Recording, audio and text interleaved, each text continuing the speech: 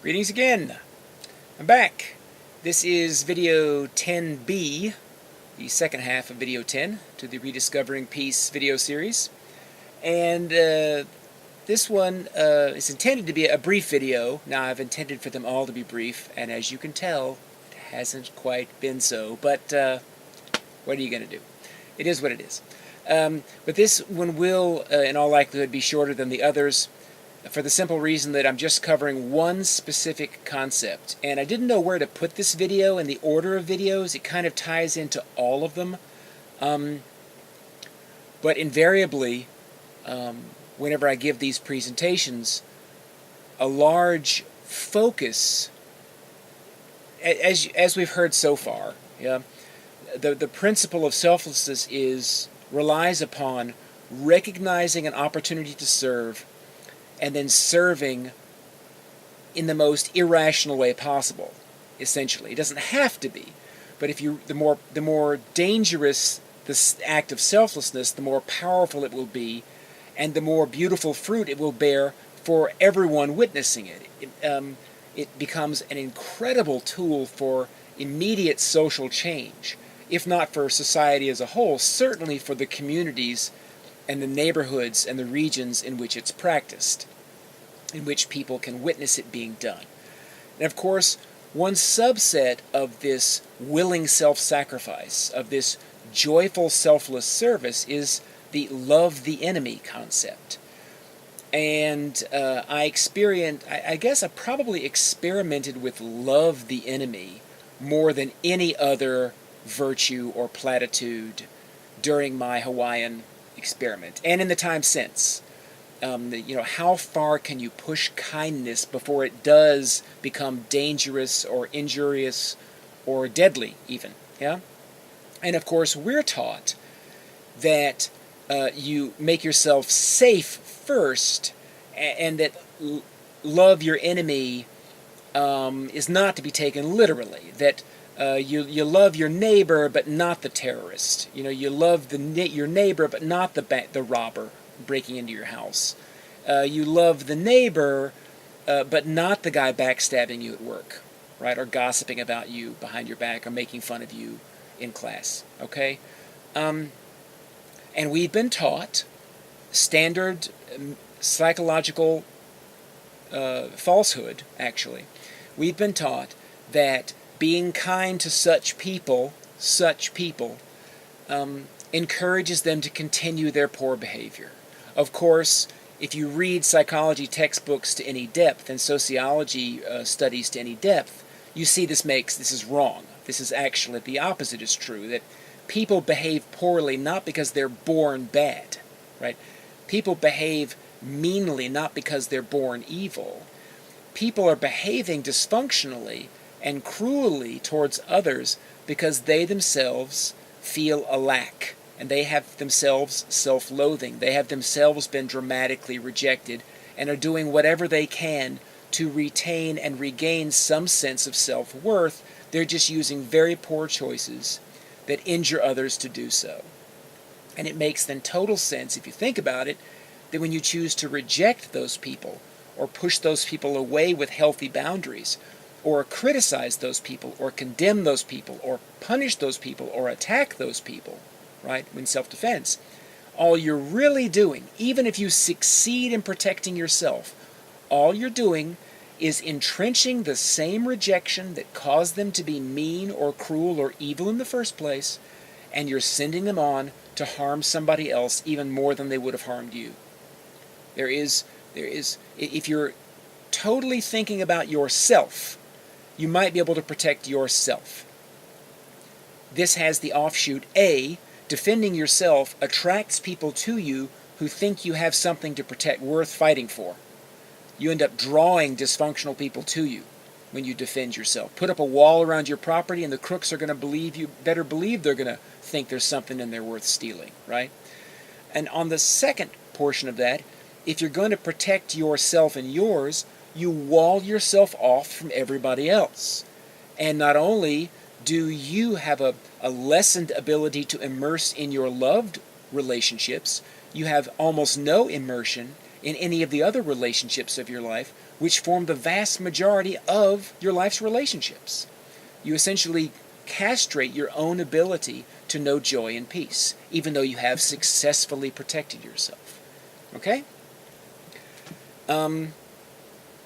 And on top of that, on a practical level, remember this is all practical stuff. This is not hypothesis, theory, and logic. This is practical stuff. When you reject someone who's attacking you or fight back against them, very few people behaving poorly believe they're behaving poorly or wrongly or evilly. Most of them have convinced themselves they have a good reason for doing what they're doing.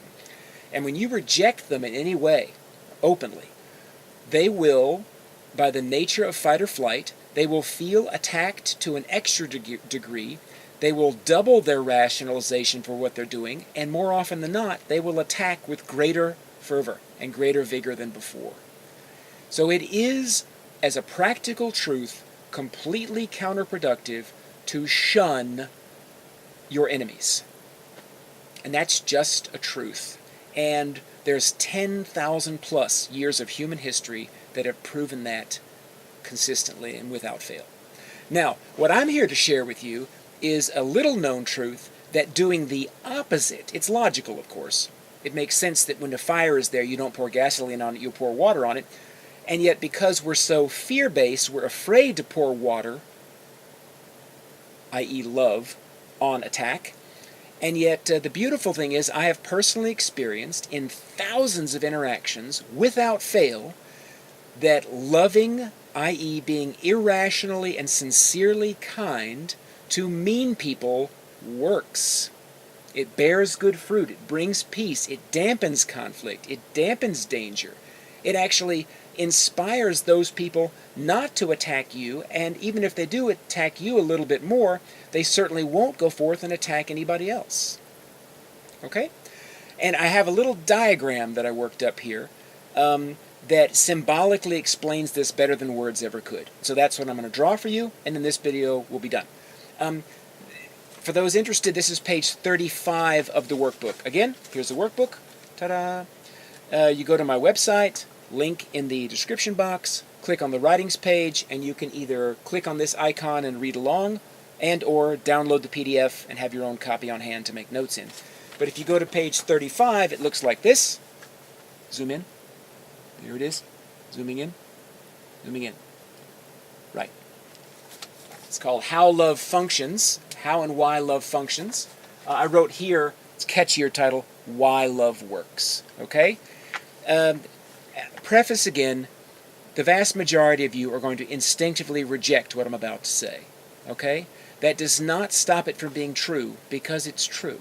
And fortunately, because I'm not typing this on Facebook or in a blog entry, fortunately because you're watching this video, you know limbically right now that I'm speaking truth to you. You know right now, limbically, that I have tested this for 15 years in thousands of instances, some of them on paper quite dangerous, and you know deep down, limbically, that I am sharing a truth with you. Now, you in all likelihood will reject this and not do it. I don't say you, specifically you, I mean you all who watch this. Individually, I have faith in every one of you to try this and come to know its brilliant effectiveness and the peace and joy that it always brings, to the degree that it's tried. If you do a little bit of love for an enemy, you'll get a little bit of peace. If you just dive right in, you'll blow the roof off. That's just the way it is for all of these principles. Reasonability being what it is, it's unfair of me to expect or hope that you will all try this. You will be purposefully violating human nature and millions of years of your self-centered, fear-based evolutionary programming if you try this. And that's why it's so powerful and will work so well if you do. Okay? But I'm not doing this to convince any of you. This is a gift. It works. If you'd like to try it, you can not only bring peace to your life, but peace to everyone around you in your life, peace to your entire neighborhood, and possibly most importantly, a greater sense of peace to those mean people who are causing so much suffering in your surroundings. Saving you thereby, you and your loved ones thereby, a great deal of pain and suffering, and saving the pain and suffering from quite a few future victims who will not be attacked if you have the courage to implement this principle. But enough of that. Let's dive in, shall we? What we basically have here are two ways of being.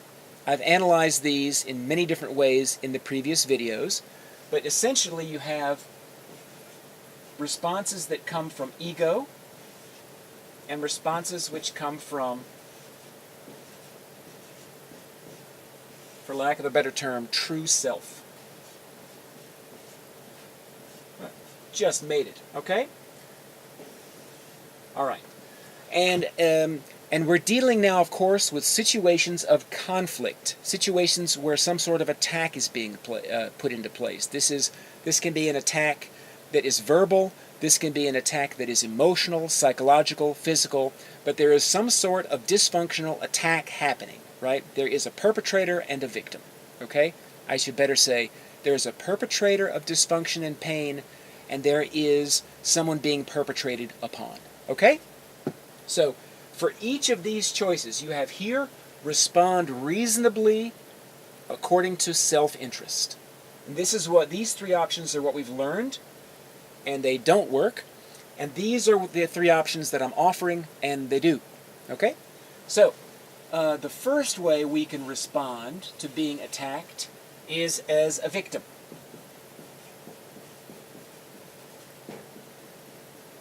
And is we can choose to be a victim. We can be passive and just sink into suffering. And how this looks is the perpetrator attacks, boom. Okay? And it leads to the perpetrator feeling successful in his or her attack and going on to attack again or attack another. Right? When you just sunk her down and say, oh, no, and become a victim and don't do anything, right? So this is important. Peace is not passive. Pacifism is not passive. It's active. So if you're choosing just to be a victim, you're not doing anybody any good. You're right about that. And of course, you go from feeling whole to feeling despair. It's not complete darkness, but sadness. Okay? That's the first one. And no one wants to do any of that. I think it's pretty easy to say we're not going to choose that one. Most people don't choose that one. Yeah. We look for a more functional approach. We have self-defense. That's the next one. That delta means defense, okay? And that basically looks like this. Someone attacks you, and you put up a wall. Okay, to deflect the healthy boundary, and you distance yourself, and you reject them, and you protect yourself, and you shield yourself through whatever means. There are all sorts of different ways you can set up self-defense from attack. Okay, not a wrong choice, might help you individually feel safer. Okay, and yet practically counterproductive, because what results from that is the perpetrator feels rejected. Feels like a loser, feels condemned, criticized. And that's the same rejection that inspired the poor behavior in the first place. And even if you successfully self-defend, they are going to be even more inspired to go on and inflict even more damage on somebody else. All you've done is push your suffering onto somebody else. And what you've done is you have chosen, for whatever good reason, to become a callous human being, or more callous in those situations. You have made excuses for a lack of courage. You have made excuses to succumb to fear. You've made excuses, all reasonable ones, but you've made excuses and rationalized a lack of caring. Okay? And this carries over after this encounter into your other relationships. At that point, it becomes harder for you to reach out in love when you see someone else in pain who is not attacking you. That's just the way it works, right? So, then you have the third alternative, which is, of course, retaliation. I'll just write here, attack. Right? And this looks like this. You got your attacker here, and he attacks you, and you basically just give it right back to him. Okay? Now you might be stronger and chase them away. You might injure them enough that they stop attacking you, right? But again, failure, a fail. Because what ends up happening is this person who was feeling this bad before now feels this bad.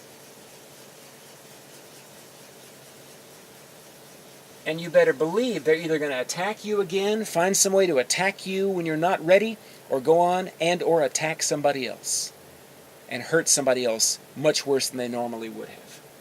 Right? And you, of course, have become that which you loathed. You have become an aggressor. You have rationalized violence in your life. It was reasonable, okay? You've protected yourself, you've protected your family, and you have made it much more likely that you are going to attack somebody yourself in the future.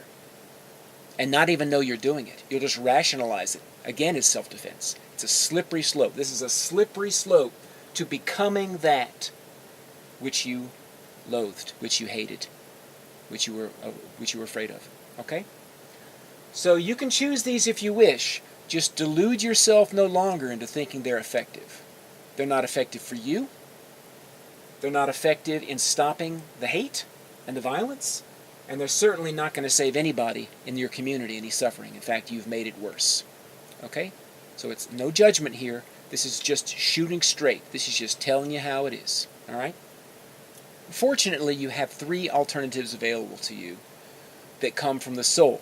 They require you to be courageous. They require you to be selfless. They require you to be kind, irrationally kind. And yet, fortunately, if you have that courage, they work. So, they are the following. Serving another. That's option A. And by this I mean, you are attacked, okay? You're attacked.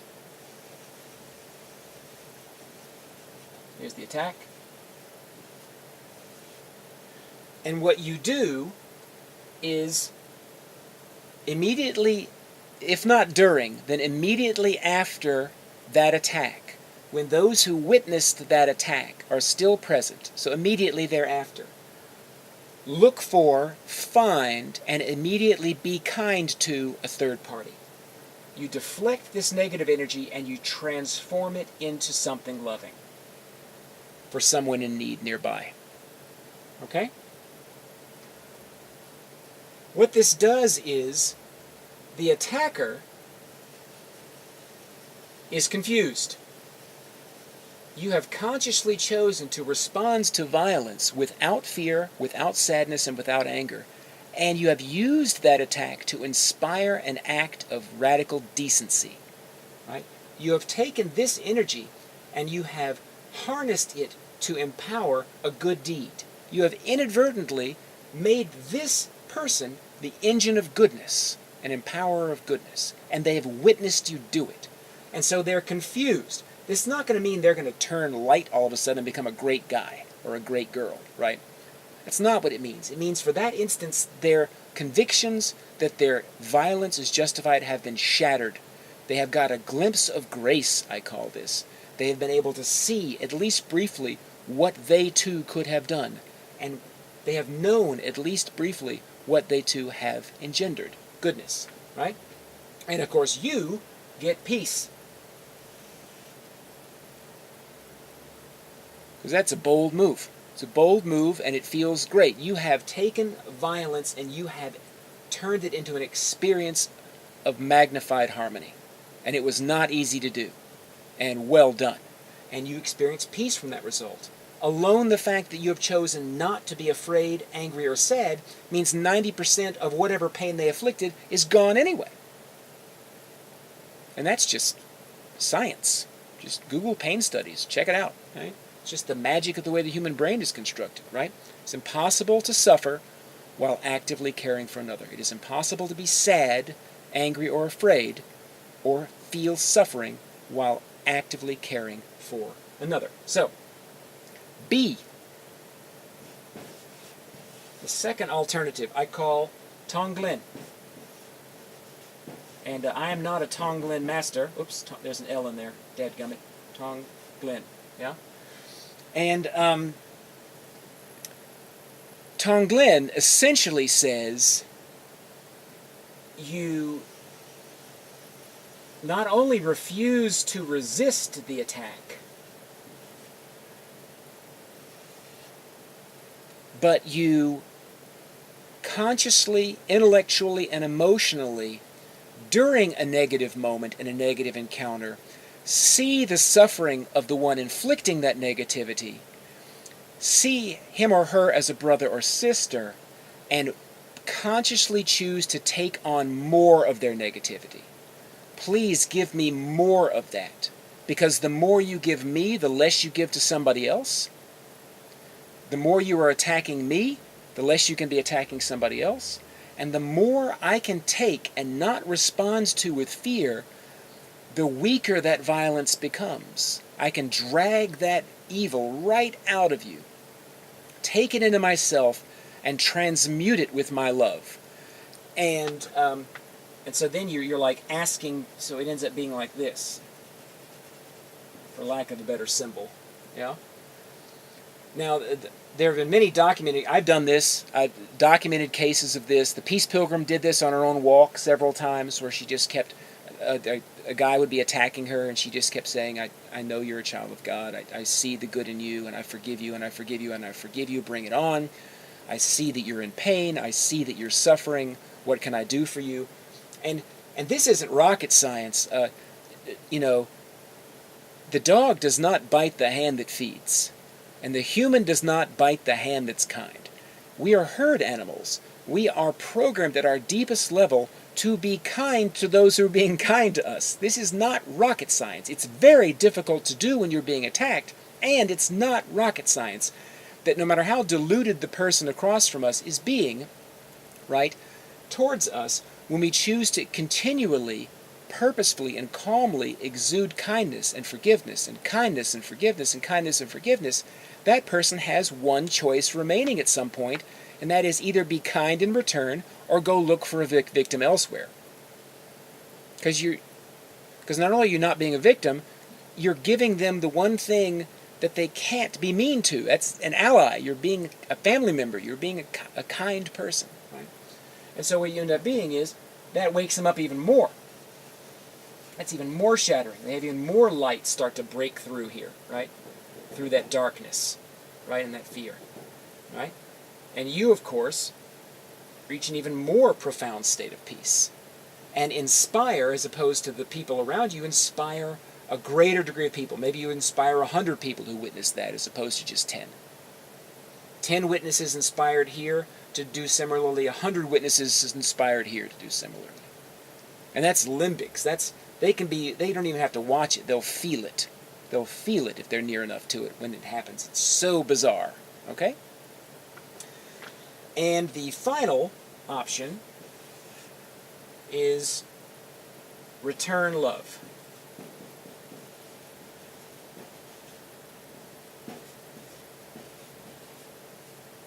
This is more of a mental, Tonglen is more of a mental, peaceful acceptance, right? You sit calmly and smile and take it in mentally and emotionally. Return love is a physical, an actual physical response. So you have the attacker attacking,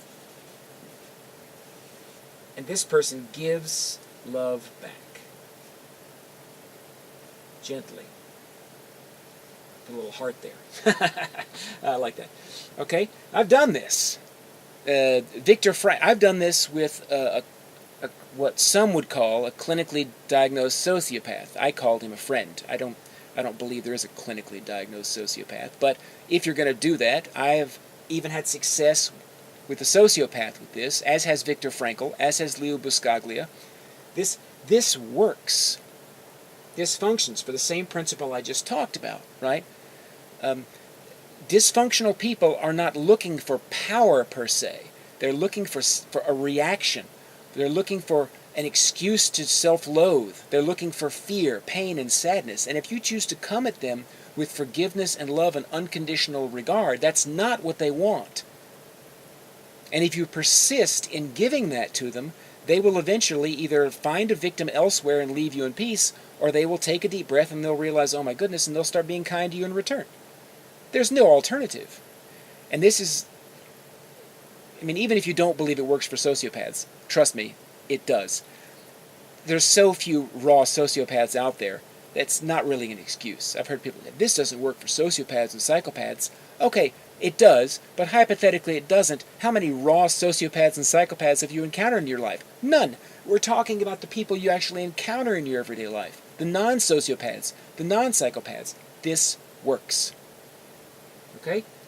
What happens is, the attacker awakens, and thousands of people are inspired. Now the attacker might return, might awaken and then return to a little bit of sociopathy or a little bit of meanness or a little bit of annoyance or a little bit of disgustingness or whatever it is that's bothering you, a little bit of attack, but much, much weaker, much weaker. And the people he or she subsequently attacks will receive only a smallest fraction of the suffering they would have experienced had you not been courageous. Okay? So that's it. What it all gets down to is as pie in the sky as all this sounds, it works. It harmonizes with the fundamental building blocks of how every functioning human brain works. This is how we're built. This tool is available to every person out there who is functional enough to understand the words that I'm saying in this video. If you can understand what I'm saying, you don't have to understand the concepts perfectly. You don't have to understand the highfalutin language or the color archetypes. If you can just understand the English that I'm saying, or the translation into your mother tongue at the bottom, right? If you can understand that intellectually, your brain can do this, and it will have the same amount of success as it's had for me. Period. Period. Now, this does not mean that you are required to do this. As a closing note, this is not an obligation. This is not a duty. This is not something you have to do. This is something you are allowed to do. This is an honor. This is a privilege. To be walking around in a free-willed, conscious, conscient body that no matter how strongly it wants to take care of itself, it can choose in any moment to love anyway. Radically, rawly, and perfectly. With enormous success, both for peace of self and, more importantly, for harmony of the entire environment, immediate environment. It just works. And if our species is ever going to make it, quote unquote, we need a lot more people doing this. Just a handful of us out there doing it right now. Just a handful. And if you are serving the homeless and saving animals and championing veganism and peaceful protest, these are all wonderful. Keep doing all those things. And consider, please, adding this to your lives. Actively being kind to people least deserving of the same. Being kind when least inclined. It works, and it is desperately needed. Okay. Yay, that's it. That's it for 10B. We have one more video to go and we're done. And love you guys, as always. And as always, peace. Missing the button.